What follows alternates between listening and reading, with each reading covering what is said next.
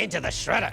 Liam Hendriks is going into his age 32 season, but has only recently jumped to a new level, and that level is among the best relievers in baseball, and maybe number one.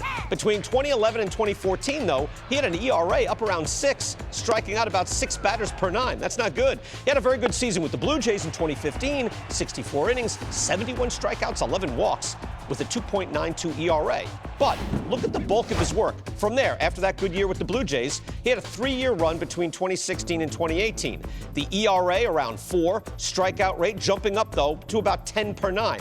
But compared to the right column there, that's the last 2 seasons, a stellar ERA of 1.79, a savage strikeout rate of 13 per 9, with a shrinking walk rate of just 2 per 9 innings. The raw numbers, 161 strikeouts and only 24 walks in 110 innings. To put it into perspective, among relievers over the last 2 years, Hendriks is 3rd in park-adjusted ERA, 2nd in fielding independent pitching, 8th in strikeout percentage, and working constantly in high leverage for the A's, he's 2nd in win probability added. This is an elite pitcher at his peak.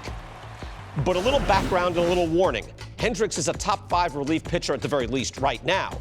But right now is a more elusive concept when talking about relief pitchers.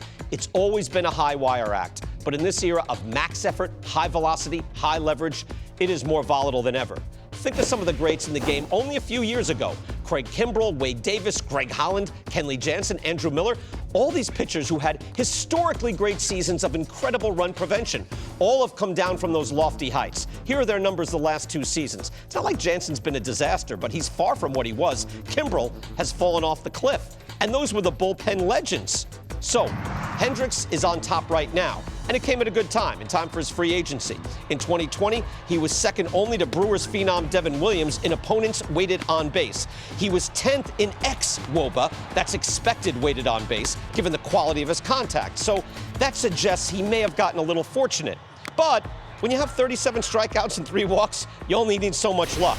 So here's a good sign. Hendriks is 32, but compare his previous career season, that's 2015 with the Blue Jays, to the last 2 years. Keep in mind, 2015 was his good year, but then his strikeout rate was 27%, a walk rate of 4%. Last year, only 2 months, I get it, but it's up to 40% K rate and a microscopic walk rate of 3%, just a bit better than 2019.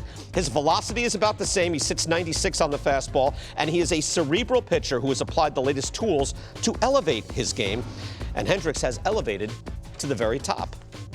Joel Sherman is here. Dave Valley is here. Happy New Year, guys. Happy New Year. Good to have you back here. Thoughts here. It is so volatile, I almost don't want to say, this guy's great. He's got to get top money on the free agent market. But Joel, he has been great the last 2 years. But I think you framed the issue well, BK, which is if I'm doing a show on who is the best relief pitcher right now, if he's not one, he's in the conversation for the very top. But if you're dealing with the free agent market and relief pitchers, let's keep in mind, Liam Hendriks is a guy who's been designated for assignment 4 times in his career, including as recently as 2018. That's how volatile it is. The guy who you and I might agree is the best right now. It probably takes a 3 and maybe a 4-year contract to sign him. Mm-hmm.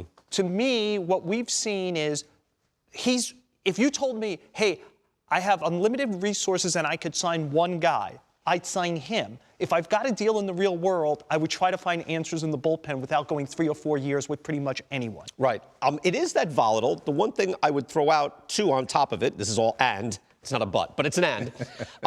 He does really study the game. He studies the game hard with the heat maps and everything else. Now, that's all coinciding with his experience, and he throws 96. Mm-hmm. But there is something to the modern pitcher who studies these things that, I don't know, Dave, I'm thinking maybe he has a chance to stay on top, given that he's really studying this. This isn't something he just came into, got lucky with a pitch, or he's young and strong. He's applied his knowledge here. Well, as I've looked at him, so 2011 he got to the big leagues. He was a different pitcher. He was a 2-seamer, sinker guy, sinker slider. But he has changed. And I think, BK, to your point, he's taken some of the modern analytics and said, I'm going to tweak myself. I'm not going to throw the 2-seamer anymore. I'm going to throw a 4-seamer. Right. So what we've seen over the last couple of years when he's had this sustained excellence is his velocity has gone up, his spin rate on his fastball and that slider have gone up, his control has gone up. So I think he's kind of found something at this point in his career, and I think he'd be a good bet for 2021.